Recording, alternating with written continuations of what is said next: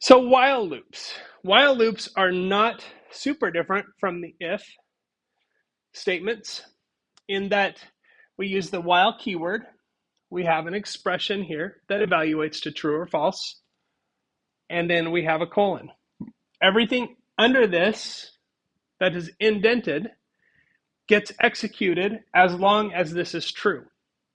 Now, if I run this code exactly the way it is, someone tell me what will happen. If I say while true, and then we print it's still true, what is going to happen? Let's just move that off my screen here. So I say while true,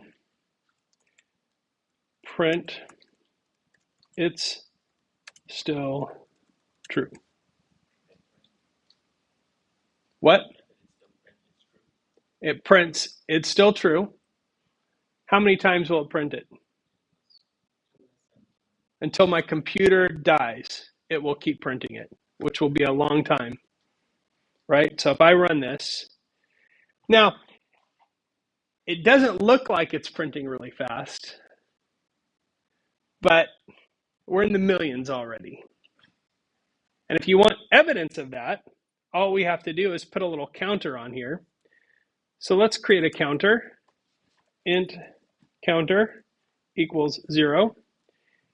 And then we're going to print, after the sentence, we'll print the int counter. And then for each time we print it,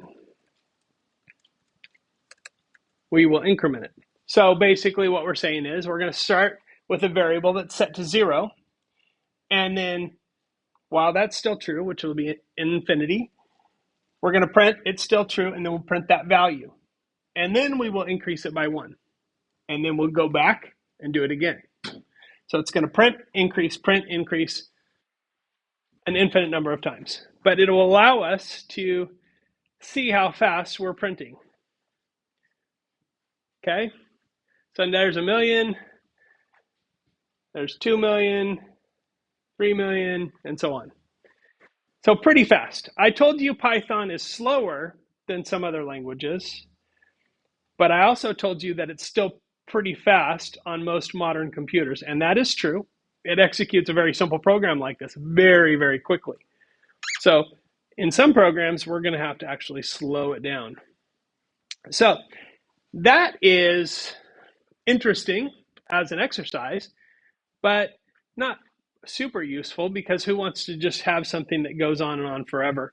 Well, interestingly enough, that construct of a loop that just keeps going forever and ever until you tell it to stop is actually what most programs use. Think about it. Microsoft Word.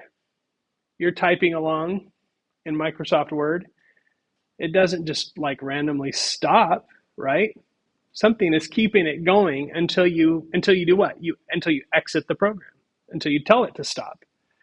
So basically, most programs that you use, that you're used to, actually have some kind of construct like this that says, just keep doing it until we tell you to stop. Now, what's it doing? Most of the time, it's just waiting. Microsoft Word is waiting for you to type the next letter, or to highlight the text and make it bold, or to do something.